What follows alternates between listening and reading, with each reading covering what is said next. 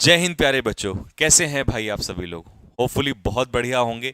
चलिए जी, जैसे कि आपने इस वीडियो के थंबनेल पर देख ही लिया कि भाई सबसे बड़ी समस्या इस समय पर ये है, एक बच्चा इतना ज़्यादा कंफ्यूज हो चुका है, उसे ये समझ नहीं आ रहा कि कहाँ से पढूं, कैसे पढूं, कितना पढूं, क्या पढूं।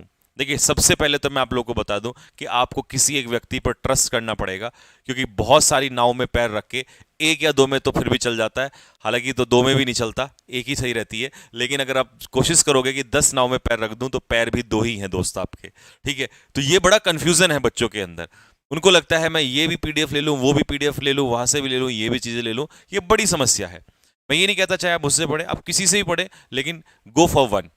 क्योंकि हर व्यक्ति का अपना अपना स्ट्रेटजी है, हर किसी का एक अपना अपना तरीका है। हो सकता है कि मैं कोई ऐसी चीज बोल दूं यहां पर कि जिससे मुझे ही उसका नुकसान हो जाए, बट मुझे कोई फर्क नहीं पड़ता उस बात का, क्योंकि मैं आज ऐसे लाखों बच्चों का डाउट दूर करना चाहता हूं जो पढ़ते हुए भी परेशान है। क्योंकि उनको यही समझ नहीं आ रहा। उनको देखता है आज ये चीज कर लूं ये अच्छा है, कल ये चीज कर लूं ये अच्छा है, लेकिन उनको खुद तो बेनिफिट नहीं हो रहा ना। तो अब मेरी बात सुनिए ध्यान से, और अगर ये वीडियो आपके दिल को टच कर जाए तो मुझे एक कमेंट इस वीडियो के नीचे जरूर छोड़ दीजिएगा और बताइएगा कि जो मैंने बोला है वो सब कुछ सही है या गलत है। ठीक है भाई? चलिए जी, प्रॉब्लम क्या है? प्रॉब्लम बच्चों ये है, आप जो इस समय पर सबसे ज्यादा चल रही है, स्पेशली मैं बात करता हूं सबसे पहले बिगिनर्स की। एक तो बिगिनर है बच्चा, दूसरा हिंदी मीडियम का स्टूडेंट है। अब उसको यह समझ नहीं आ रहा कि मैं क्लासेस कहां से स्टार्ट करूं। स्पेशली जब मैं इंग्लिश की बात कर रहा हूं अभी, कि अगर मैं इंग्लिश पढ़ रहा हूं और मैं हिंदी मीडियम से हूं, तो उस बच्चे को सबसे बड़ी प्रॉब्लम यह रही कि मैं स्टार्ट कहां से करूं। वो कई सारी दिक्कतों में है। दिक्कतों में कैसे है समझिए। सपोज करिए, मान लीजिए मैं पहले पार्ट पर आता हूं। पहले पार्ट पे मान लीजिए किसी टीचर ने उसको स्टार्ट किया, पढ़ाना स्टार्ट किया। पहली क्लास तबाही, दूसरी क्लास में आग लगा देंगे, तीसरी क्लास तूफान मचा देंगे। लेकिन उसको इतना जोश था उसके अंदर, बट चौथी क्लास में अचानक से, यहां तक तो ठीक था, लेकिन चौथी क्लास में अचानक से एक वर्ड आ गया कि ये सब तो ठीक है, बट अगर आपने पेड बैच ले लिया तो गारंटीड सिलेक्शन हो जाएगा। अब वही बच्चा इतना कंफ्यूजन में आ गया, उसको यह समझ नहीं आ रहा कि जब यहां तबाही आग और तूफान है तो फिर इसके अंदर क्या होगा। वो बड़ा कंफ्यूज हो गया। उसको यह समझ नहीं आ रहा है कि मैं करूं तो करूं क्या। सबसे बड़ा कंफ्यूजन उसके माइंड में यही क्रिएट हो जाता है कि फिर इसमें क्या चल रहा है और इसके अंदर क्या होगा। है कि नहीं है? अगर है या नहीं है कमेंट में जरूर बताइए। पहला कंफ्यूजन ये हो गया। फिर यहां भी वो जैसे तैसे करके डील करता है, चलो सोचा अंदर भी चला जाएगा, पेड बैच में भी वो चला गया। अब अगर वहां पसंद नहीं आया तो फिर उसको ये भी डाउट रहता है कि यार यहां अच्छा मुझे नहीं लग रहा है, मैं इसको करूं या ना करूं। तो यहां से वो कंफ्यूजन में प्रॉपरली आ चुका है। ठीक है, वो परेशान है कि समझ नहीं आ रहा मैं करूं तो करूं क्या। दूसरी बात, एक नई समस्या क्या है, और ये सबसे गंभीर समस्या है, सबसे ज्यादा गंभीर समस्या ये है जिसका इलाज बहुत मुश्किल है जब तक समझ नहीं आएगा। क्या है? मान लीजिए आपने एक ऐसी क्लास की जिसमें आपको 25 क्वेश्चन एक दिन में कराया गया, यानी कि मॉक टेस्ट कराया गया। अब सोचिए, क्या उन 25 क्वेश्चन से आपका भला हो जाएगा? क्या आप एक बिगिनर हैं, आपका 25 क्वेश्चन, मैं तो बिगिनर तो छोड़ो, एडवांस की तो अभी बात ही नहीं कर रहा हूं, एडवांस को तो पता होता है एक्चुअल में। 25 क्वेश्चन से आपको क्या हुआ कि आज मैंने एमटीएस की एक 25 क्वेश्चन की क्लास की 1 घंटा पढ़ा। लेकिन आपने पढ़ा क्या वो समझिए। उस 25 में आपने एक एरर पढ़ा, मान लीजिए एक या दो पढ़ लिया, सिनोनियम्स पढ़ा, एक एक वन वर्ड पढ़ा, एक ईडीएम पढ़ा। ठीक है, तो आपने ऐसे करके 25 क्वेश्चन कवर कर लिए। जब एक होगा या मैक्सिमम टीचर दो करा देगा। तो आपने उस दिन कितने एरर किए? दो। आपने उस दिन कितने वो कैब किए? दो सिनोनियम। आपने कितने एंटोनियम किए? दो। दो वन वर्ड किए। आप खुद सोच के देखिए कि आप उस दिन दो क्वेश्चंस कर रहे हैं, दो दो क्वेश्चंस कर रहे हैं, दो दो क्वेश्चन से क्या आपका भला हो जाएगा दोस्त? आपको लगता है वास्तव में कि इतने लाख फॉर्म भरने वाले हैं, और आप लेवल उठा के देखिए 2023 के क्वेश्चंस का, कि लेवल यहां से यहां उठाया हुआ, क्योंकि इंग्लिश के ऊपर बेस है सारा, मैथ्स तो है ही नहीं इसमें ना। तो हमें ऐसा लगता है कि हमने पूरा 1 घंटा क्लास कर ली, हमने 25 क्वेश्चन कर लिए, हमने मॉक लगा लिया, ये वर्ड आता है। क्या एक्चुअल में आप वहां सही डायरेक्शन में जा रहे हैं? अब इमेजिन करिए आपके पास 100 दिन है, आपने एक एक एरर भी रोज किया, एक एक मॉक टेस्ट रोज लगाया, तो उसमें 100 क्वेश्चन आपके बने। मैं कह रहा हूं चलो दो भी लगा लिए, 200 एरर आपने कर लिए, 200 सिनोनियम, 200 एंटोनियम कर लिए। क्या 200 एंटोनियम्स या सिनोनियम्स करने से आपको लगता है कि इतनी सारी मीटिंग्स में पेपर होकर आपके एग्जाम में फंस जाएगा? Near about impossible. लकी हुए तो बात अलग है, अदरवाइज 99% चांसेस है कि नहीं आएगा। ये खुशी रहेगी कि मैं रोजाना 1 घंटे क्लास पढ़ता था, और यहां आके उस बच्चे को ये खुद नहीं पता होता कि वो कितना बड़ा नुकसान कर रहा है अपना, क्योंकि उसे लगता है कि वो एमटीएस की तैयारी कर रहा है या किसी भी एग्जाम की तैयारी कर रहा है। देखिए, ये मॉक टेस्ट वाला जो टाइप होता है ना, ये सिर्फ इसलिए होता है कि अपने आप को चेक कर लें कि मैंने कितना पढ़ लिया। पढ़ना तो दोस्त इतना सारा पड़ेगा आपको। और उसमें भी प्रॉब्लम यह है कि जब वो मिसलीनियस डायरेक्टली मॉक टेस्ट लगा रहा है, तो उस मॉक टेस्ट के अंदर अंदर उसने क्वेश्चन किया, चलो उसका कॉन्सेप्ट मिल गया, लेकिन अगर अगले दिन दूसरे कॉन्सेप्ट पे क्वेश्चन आ गया तो उससे क्वेश्चन हुआ ही नहीं। तो इसीलिए जब आप पढ़ाई कर रहे हैं तो सबसे पहले ये देखिए कि आप बिगिनर हैं, तो आपको एक बार थोरोली जाना पड़ेगा दोस्त।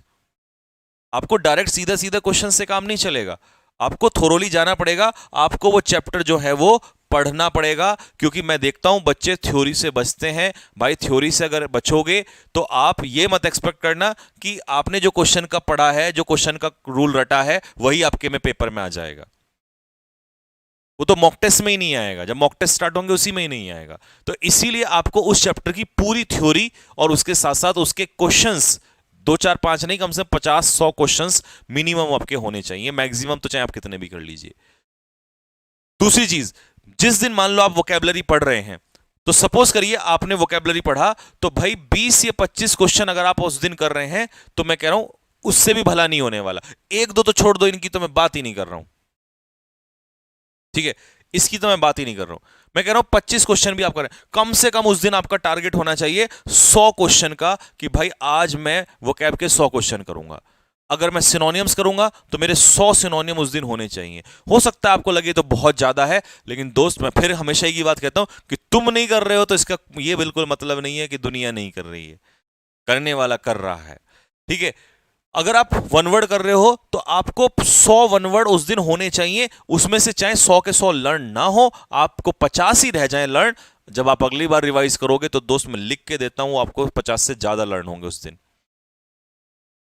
तो इसीलिए आप कंटेंट को अच्छे से देखिए कि आपको करना क्या है, ये नहीं कि मैंने इतने क्वेश्चंस कर लिए। और ये वाली जो चीज है ना, ये वाली जो चीज के पीछे तुम भागते हो, ये देखते हो कि मोस्ट इंपॉर्टेंट 25 सवाल या most important 25 question, some people से 8 सवाल एंड सम पीपल से 8 क्वेश्चंस।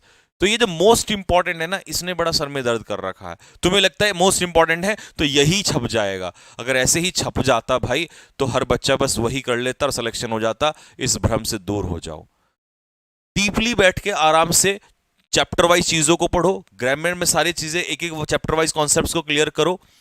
और मैं ये बिल्कुल नहीं कह रहा हूं कि आप मेरे से ही पढ़ो, आप किसी से भी पढ़ो, बट इस चीज को अपने जो ये डाउट आपके मन में है इसको दूर कर लो। नहीं तो होगा कि आपसे 1 महीने के बाद तुम खुद को पता है कहां पाओगे, तुम देखोगे यार मेहनत बहुत की थी लेकिन मुझे तो कुछ आ ही नहीं रहा। क्योंकि किस दिन दर्द होगा, जिस दिन मॉक टेस्ट में कोई 25 में से 24 23 22 कर जाएगा ना, और तुम उस दिन 14 15 पे लटक जाओगे। और वो 10 नंबर का गैप भरना बहुत मुश्किल होता है। 1 से 10 12 नंबर जाना बहुत आसान होता है, बट 12 13 से ऊपर एक एक नंबर बढ़ना, आपको सब कुछ पढ़ना पड़ जाएगा दोस्त। तो इसीलिए ये जो चीज है, जो ये डाउट है आपके मन में, इसी वजह से आपके जो मार्क्स हैं वो नहीं बढ़ रहे हैं, या आपको ऐसा लग रहा है हमें कुछ नहीं आ रहा है, क्योंकि आपने एक एक दो दो क्वेश्चन किया। उससे क्या होने वाला है? कुछ नहीं होने वाला है। तो जिस दिन आप टॉपिक कर रहे हैं, अगर आप ग्रामर का टॉपिक कर रहे हैं तो उस टॉपिक को खत्म करो पूरा, ताकि सेटिस्फेक्शन रहे, ये मेरा टॉपिक हो चुका है। आपने वन वर्ड किए हैं तो उस दिन आप जाइए, उस दिन सारे निकालिए कि भाई ये इंपॉर्टेंट क्वेश्चंस हैं, कि भैया इंपॉर्टेंट का मतलब हो गया। इंपॉर्टेंट में भी ये नहीं कि 5 6 आपने 10 15 कर लिए, इंपॉर्टेंट का मतलब ये होता है कि आप कम से कम 100 सवा 100 क्वेश्चन कर रहे हैं, और वो आपको आपका टीचर जो है वो आपकी हेल्प करेगा। और उसको पूरा फिर रिवाइज करिए। और एक मिस्टेक जो करते हैं आप कि भैया पीडीएफ ले ली और बस पीडीएफ से देखते जा रहे हैं, बाद में काम नहीं आएगा दोस्त। वोकैबुलरी में स्पेशल खास करके बोल रहा हूं मैं आप लोगों को, वोकैबुलरी में लिखा करो, नोट्स बनाया करो।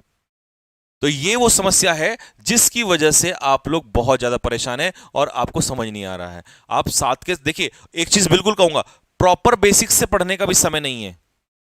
Proper basic in the sense कि आप बिल्कुल जीरो से जाएं और आगे प्रैक्टिस भी ना करें। ये समय तो एक्चुअल में क्वेश्चंस का ही है, बट क्वेश्चंस के साथ बेसिक आना बहुत जरूरी है, कि बिना बेसिक के क्वेश्चन नहीं हिल सकता। तो मेरे भाई, बेसिक्स के साथ साथ क्वेश्चंस लेके चलो, क्योंकि बेसिक के बिना क्वेश्चन नहीं होंगे, और क्वेश्चन नहीं होंगे तो सिलेक्शन नहीं होगा, और क्वेश्चन तब तक नहीं होंगे कि जब तक बेसिक क्लियर नहीं होगा। तो इसी तरीके से चाहे एक दिन ले लो या मैक्सिमम 2 दिन ले लो, उसको क्वेश्चन सारे लगा डालो, बट पहले थ्योरी के साथ, और फिर देखिए क्यों नहीं आता उसमें। और दूसरा, एक और बहुत बड़ी गलती हो रही है, ग्रामर वोकैबुलरी, रीडिंग कॉम्प्रिहेंशन को अभी हम छोड़ते जा रहे हैं। और ये चीज मैं खुद के लिए भी बोलूंगा, क्योंकि मैंने अभी तक जितनी भी क्लास कराई है उसमें एक ही बार क्लोज टेस्ट कराए हैं। अगर मैं कोई चीज गलती करता हूं या कोई चीज मुझसे छूट रही है, मैं उसका भी ध्यान रखता हूं, बट वो मैं इसलिए किया है क्योंकि आपका एक बार थोड़ा बेस बन जाए, आप थोड़ा सा स्ट्रांग हो जाए। अभी तक जितनी भी क्लासेस कराई हैं उनमें बहुत अच्छा कंटेंट हुआ है, बट अगर मैं ये कहूं कि सिलेक्शन के लिए सफिशिएंट है तो नहीं है भाई। इतना करने के बावजूद आप देखते हो हर क्लास में 100 क्वेश्चंस करते हैं हम। अगर वन वर्ड 25 कर रहे हैं तो 25 इंटू 4 रेडी रखते हैं हम, लगभग 100 वन वर्ड तैयार करते हैं। अगर स्पेलिंग करते हैं तो उस दिन 100 स्पेलिंग कम से कम करते हैं। बात समझ में आया? तो भाई कंटेंट ज्यादा से ज्यादा करने की कोशिश करो। ये मोस्ट इंपॉर्टेंट, ये फलाने सवाल इतने सवाल, ये कुछ नहीं होने वाला इससे, वहीं रह जाओगे कुएं के मेंढक बन के। बात समझ में आया? और वैकेंसी बहुत है, बहुत वैकेंसी है, जरूरी नहीं हर बार इतनी आएंगी। तो इसीलिए मेहनत करो, तरीके से करो। होपफुली आपको समझ में आएगा कि मैंने क्या समझाने की कोशिश की है आपको। ठीक है, सोचो समझो कि सर ने क्या बताया है, और फिर डिसीजन करो और उसी तरीके से चलो। ठीक है, और मैं लास्ट फिर से कह रहा हूं, तुम मेहनत नहीं कर रहे हो इसका मतलब कोई नहीं कर रहा है, ये तुम्हारा भ्रम है दोस्त। और ये उस दिन टूट जाएगा जिस दिन कोई नौकरी लेके चला जाएगा। रात के 3 बजे भी मेहनत की जाती है। मेहनत करने वाले को सिर्फ एक रास्ता चाहिए, एक होप चाहिए। लोग रातों रात मेहनत कर जाते हैं। और जाने से पहले इसी में एक स्टोरी ऐड कर जाता हूं। हो सकता है ये वीडियो लंबी हो जाए, आपको लगे थोड़ा सा, लेकिन शायद इससे आपकी आंखें खुल जाएं। एक बार क्या होता है कि एक जो कौवा होता है वो भगवान शिव से जाके क्या कहते हैं, शिकायत करता है और कहता है कि मुझे खाने के लिए तुमने कुछ दाना नहीं दिया और मैं भूखा हूं। तो शिकायत करता है कि मुझे खाने के लिए दाना चाहिए। तो भगवान भोलेनाथ कहते हैं कि कोई बात नहीं, कल तुम सुबह उठ के 5 बजे वहां पर जाना, एक जगह है और वहां पर तुम्हें दाना मिल जाएगा। अब समस्या यह है कि कौवा बड़ा आलसी आदमी होता है। वो जैसे तैसे करके उठता है और 6 बजे के आसपास उठता है, और जब तक वहां पहुंचता है तो देखता है कि वहां कुछ है ही नहीं। वो फिर से भगवान के पास जाता है और कहता है कि तुमने वहां कुछ डाला ही नहीं है, वहां तो दाने ही नहीं है। तो उल्टा सीधा बोलने लगता है। तो भगवान तो भोलेनाथ है, सब लीला है, देख रहे हैं। वो कहते हैं कोई बात नहीं, तुम किस टाइम उठे? बोला मैं 6 बजे उठा। बोला कल 5 बजे उठ के चले जाना। वो 5 बजे अगले दिन फिर जाता है, वहां कुछ नहीं मिलता। वो जाके फिर शिकायत करता है। वो कहते हैं किस टाइम उठे? 5 बजे। बोला एक काम करो, बस तुम कल 4 बजे चले जाओ, पक्का मिलेगा। वो 4 बजे फिर जाता है, 4 बजे वहां से फिर कुछ नहीं मिलता है, 2-4 दाने मिलते हैं। वो भगवान से जाकर कहता है कि 2-4 दानों में मेरा क्या होगा, इसमें तो मेरा कुछ नहीं होगा, अब तो मेरा बेवकूफ बना रहे हो। भगवान भोलेनाथ कहते हैं कि कोई बात नहीं, तुम एक काम करो, कल 3 बजे चले जाओ या 2 बजे चले जाओ। वो कहता है ठीक है, बस अब ये आखिरी बार होगा। तो वो वहां जाता है, 2 बजे वहां पहुंच जाता है। और 2 बजे पहुंच जाता है तो वो क्या देखता है वहां पे दोस्त, कि कुछ चिड़ियाएं वहां ऑलरेडी बैठी हुई होती हैं और उसकी आंखें खुल जाती हैं उस दिन। वो देखता है कि मुझे तो 4-5 बजे भी ऐसा लग रहा था कि ये बहुत बड़ी बात है, कुछ तो ऐसे हैं जो सो ही नहीं रहे हैं। और कंपटीशन इससे भी ज्यादा खतरनाक है। कुछ ऐसे हैं जो रातों को सो ही नहीं रहे हैं दोस्त। और उस दिन उसके बाद उस कौवे की शिकायतें खत्म हो जाती हैं। जिस दिन आपको समझ में आ जाएगा, आपकी शिकायतें दुनिया से खत्म हो जाएंगी और आप खुद पे मेहनत करना चाहेंगे। मेरी बात गलत लगी हो तो उसके लिए क्षमा चाहूंगा। जय हिंद।